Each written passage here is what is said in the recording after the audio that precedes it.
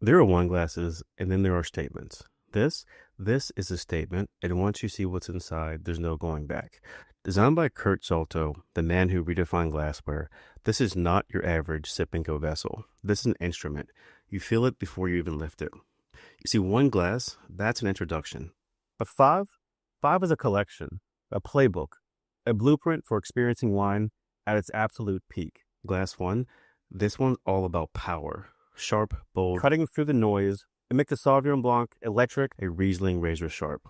Glass 2, precision and balance. It tames a structured red, smooths out a complex champagne, makes every sip feel like it was engineered for perfection. Glass 3, depth, complexity. If your wine has layers, this is a glass that peels them back one by one, elevating every sip, unlocking the hidden story inside the bottle. Glass 4, this one's pleasure in its purest form. Fruit-driven, lively. It takes a crisp white or a fresh sparkling and makes it sing.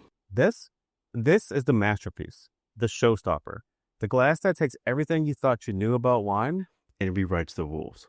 You see, the secret of wine is not just the grape, it's the ritual. And a ritual is only as good as its tools. And once you hold it, you understand. And once you drink from it, there's no going back. And once you know better, you can't settle for less. Now the question is, which one are you drinking from? You pour a glass of wine, same bottle, but something's off. The aromas feel muted, the flavors dull, the magic gone. You swirl, you sip again, nothing. You start second guessing. Maybe the bottle turned. Maybe it wasn't as good as you remember. But here's the truth. The wine hasn't changed. The glass has failed. I learned this the hard way. Years ago, I ordered a glass of wine at a restaurant. First sip, flat, lifeless. Then the sommelier did something strange. He poured the exact same wine into a different glass. One swirl, one sip, and it was completely different. That's when it hit me. Glassware isn't just glass. It's the stage that makes the wine perform. Take a thick, clunky glass. The wine sits there, suffocated. Now a standard wine glass, better, but still restrained. But in a Josephinenhütte, a swirl and the transformation is instant. That kink, it forces air through the wine, unlocking its full potential. The concave rim, it delivers the wine exactly where it needs to go. This isn't about fancy glassware. It's about drinking wine the way it was meant to be experienced. Are you drinking wine or are you holding it back? Josephinenhütte, elevate your glass, elevate your wine. You take a sip of wine, it tastes off. Warmer than it should. The crispness fading, the acidity flattening. Something's not right, but you don't know why. I used to drink from stemless glasses all the time. They look sleek, modern, and one night, a sommelier called out, "Hold that glass for 1 minute." I did, and then he poured me the same wine in a stem glass. One sip, and I instantly tasted the difference. The first was dull, the second bright, sharp, perfectly balanced. That's when it clicked. Every time you grip a stemless glass, you're warming the wine. Even a few degrees can throw off the structure. It's like serving a crisp apple after it's gone soft. It stays an apple, but the magic is gone. That's why the stem exists. It's not about elegance, it's about control. It keeps your hand off the bowl so that temperature stays right where it should be. Now, Josephinenhütte takes that precision to another level. The weight, the balance, the way it fits perfectly in your hand, it's engineered to let the wine stay exactly as the winemaker intended. Hold the wine properly, and it stays crisp, structured, alive. No distortion, no compromise, just pure execution. You can drink wine however you want, but if you're going to do it right.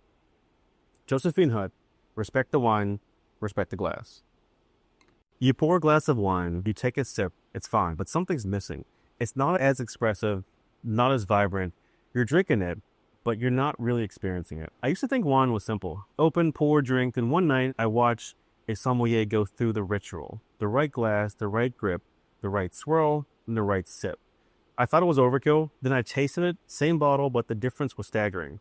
More aroma, more complexity, more life. That's when I realized wine rewards precision. Skip one step, rush another, and the whole experience falls apart. It starts with the glass.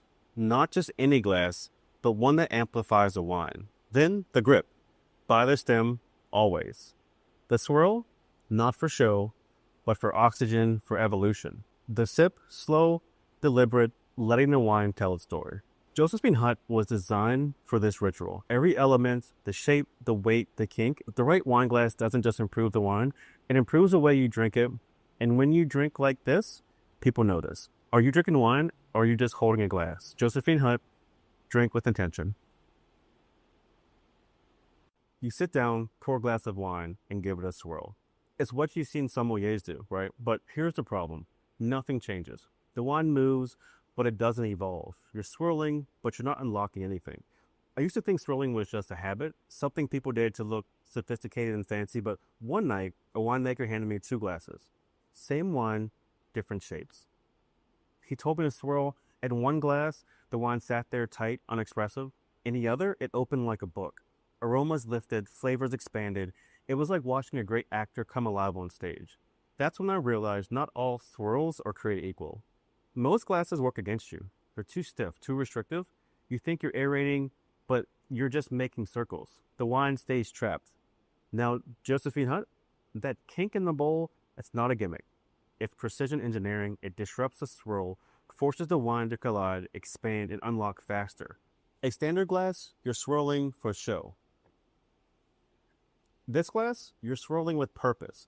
Every movement is amplifying the wine, not just moving it around. So the next time you swirl, ask yourself, are you just going through the motions, or are you actually experiencing the wine? Josephinenhütte, swirl smarter, drink better.